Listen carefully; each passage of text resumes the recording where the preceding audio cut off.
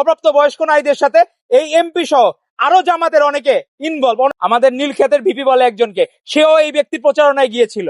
এই যে এই সাতক্ষীরার এই ব্যক্তির প্রচারণায় একজন বোন সে চাকরির জন্য যাইতেই পারে, যে কোনো সংসদ থেকে যাইতে পারে, তাই বলে আপনি কি তাকে মিসইউজ করবেন?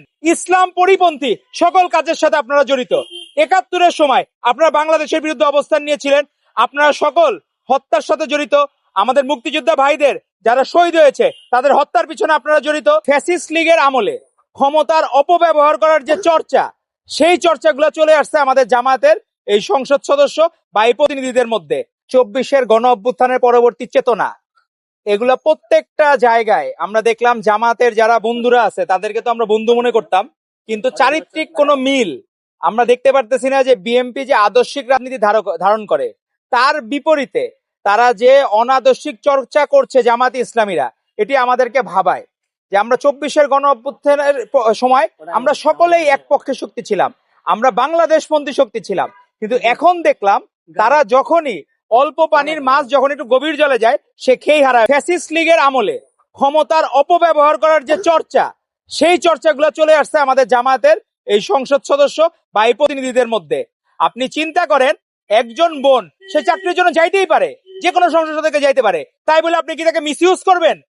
তাকে আপনি অন্য কোনো দেহভোগের আশায়, আপনি কোনো অনৈতিক কোনো চারিত্রিক কোনো স্কলার অনৈতিক কোনো সুবিধা আদায়ের আশায় আপনি সেখানে তাকে আপনি তো বলতে পারেন না। বরঞ্চ ড্রাইভার বলতেছে যে সে এখন নিরাপত্তাহীনতায় ভুগতেছে, কারণ তাকে থ্রেট করা হয়েছে। সে নিজে বলছে যে আরো অনেক অপ্রাপ্ত বয়স্ক নারীদের সাথে এই এমপি সহ আরো জামাতের অনেকে ইনভলভ অনৈতিক কাজের জন্য। তো আপনারা ওই যে ভূতের মুখে রাম রাম, তো ওই অবস্থা হয়ে গেছে যে আপনারা বলেন ইসলামকে বিক্রি করেন, কিন্তু ঠিকই ইসলাম পরিপন্থী সকল কাজের সাথে আপনারা জড়িত। ৭১-এর সময় আপনারা বাংলাদেশের বিরুদ্ধে অবস্থান নিয়েছিলেন, আপনারা সকল হত্যার সাথে জড়িত। আমাদের মুক্তিযোদ্ধা ভাইদের যারা শহীদ হয়েছে তাদের হত্যার পিছনে আপনারা জড়িত। বরঞ্চ ওই সময় যারা ধর্ষণে বেশিরভাগই ধারণা করা হয়, ওই সময়কার জামাত ইসলামী যারা, তারা আমাদের নারী মা বোনদেরকে দর্শন করেছে। তো সেই চর্চা, সেই চরিত্র তাদের মধ্যে সেই ৭১-এ যে জামায়াত ইসলামী যারা ছিল তাদের মনে হয় পেতাত্তা বা ভূত বর্তমান যারা জামায়াত ইসলামী তাদের উপরে ভর করেছে। এবং তারা নিজেরা নিজের অন্যায় ঢাকার জন্য তারা নিজের আগের স্ত্রী, যে স্ত্রী তার দুঃসময়ে সে সাহসিকতার প্রতীক এবং সে নিজে তাকে ব্যাকআপ দিয়েছে এবং তাকে সহযোগিতা করেছে তার দুঃসময়ে, সেই দুঃসময়ের আপনার সাথীকে আপনি ভুলে গেলেন। আপনি এখন দ্বিতীয় স্ত্রী বলতেছে, এখন সেটা আপনি আবার কাজীকে ম্যানিপুলেট করার চেষ্টা করলেন। আপনারা আসলে আমরা দেখলাম যে ডাকসু ইলেকশনের সময়ও আমাদের নীলক্ষেতের ভিপি বলে একজনকে, সেও এই ব্যক্তির প্রচারণায় গিয়েছিল। এই যে এই সাতক্ষীরার এই ব্যক্তির প্রচারণায়।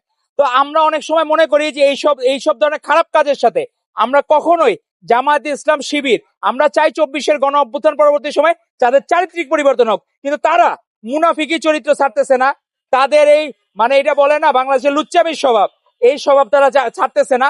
তাদের নারী লোভের স্বভাব তাদের ছাড়তেছে না। তো এই ধরনের আচরণ বাংলাদেশের মানুষ ভবিষ্যতে দেখতে চায় না।